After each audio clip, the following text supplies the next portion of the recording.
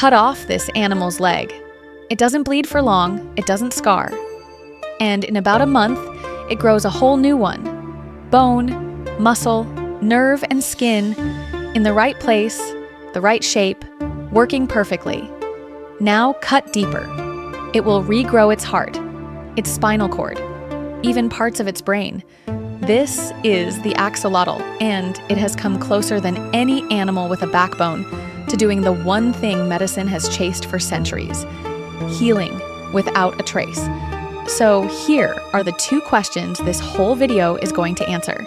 How does it do this, and why can't we? But there's a third question, and it's the one that should worry you. Because the animal that has almost defeated injury is, right now, being erased from the wild. And it may be gone before it finishes teaching us how. First, what it is, because the axolotl is strange before you ever cut it. Every other salamander grows up, hatches in water, loses its gills, climbs onto land. The axolotl refuses. It stays a larva for life, gills and all, breeding as what looks like an overgrown baby. The reason is a missing signal. The surge of thyroid hormone that triggers that change never comes. Give it that hormone in a lab, and it crawls out as a land salamander you'd barely recognize. And it loses much of its power to regrow. Staying young, it seems, is part of staying whole.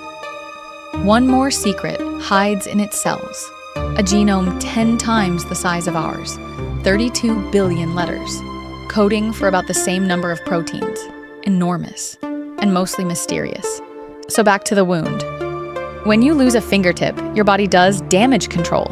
It clots, it inflames, it seals the gap with scar. The axolotl does something almost unthinkable instead. At the cut, its own mature cells, skin, bone, muscle, let go of what they are. They rewind back toward an embryonic-like state, switching on the same genes they last used before the animal was born. They pile into a small dome over the stump called a blastema. And this is the heart of the whole story. Watch where those cells come from. Nearly half the blastema is built from cells of the skin, even though skin makes up less than 1/5 of the limb. And it only works if there's a nerve. Cut the nerve, and no blastema forms. The limb just caps over and stops. From that dome of rewound cells, over roughly 31 days, a complete new limb takes shape. Not a patch, a replacement. But this raises a harder question, maybe the deepest one in biology.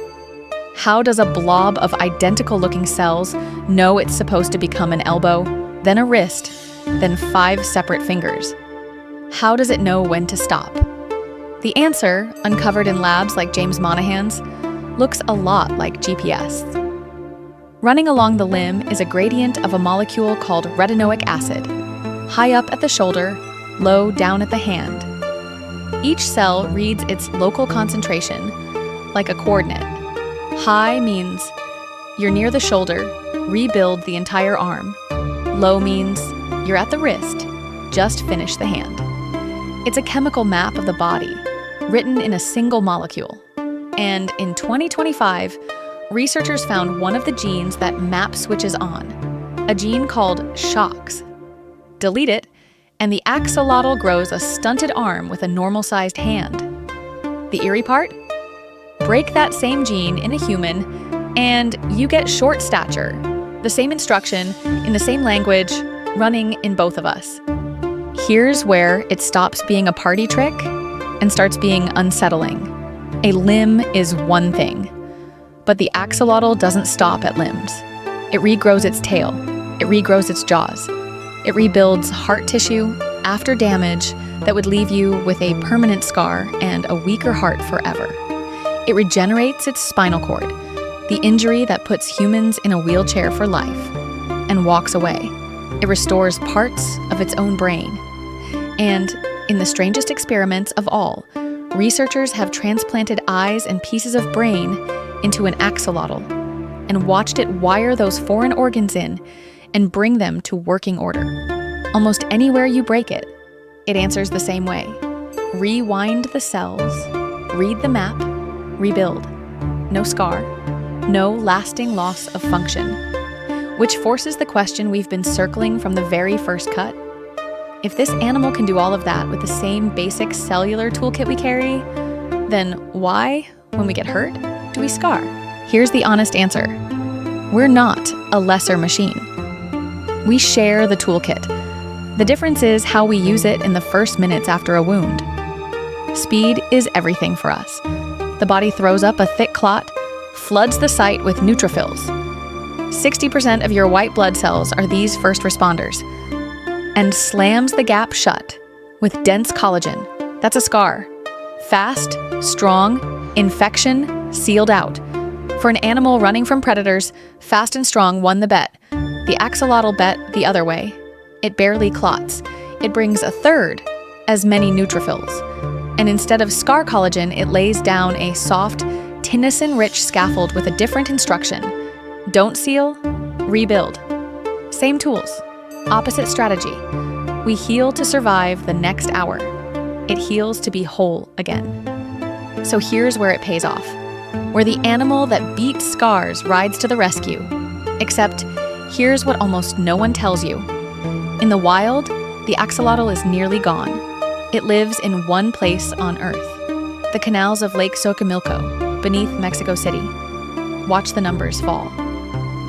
1998, 6,000 of them per square kilometer. 2003, 1,000. 2008, 100. 2013, scientists searched those canals for 4 months. They found none. Today, maybe 50 to 1,000 wild adults remain, critically endangered. And almost every axolotl you have ever seen, every lab, every tank, every pink pet, descends from under 36 founding animals, already drifting apart from the wild ones vanishing beneath the city. The creature that cannot be killed by injury is being erased by us, which is why the stakes are bigger than one strange, smiling animal. Because we share that toolkit, scientists study the axolotl to learn how to switch our own healing from sealing to rebuilding. The honest goal isn't sci-fi tomorrow. It's a ladder. First, wounds that heal without scars. Then hearts and spinal cords that recover instead of hardening. And one day, maybe, a regrown fingertip. A finger. More. Every rung is being read, right now, out of the cells of an animal disappearing from the only water it has ever known. It solved a problem we've bled over for all of human history. And it's holding the answer out to us at the very moment it needs us to save it back. So don't just be amazed by it, remember it. Next time, the animal that survived outer space. Subscribe so it finds you.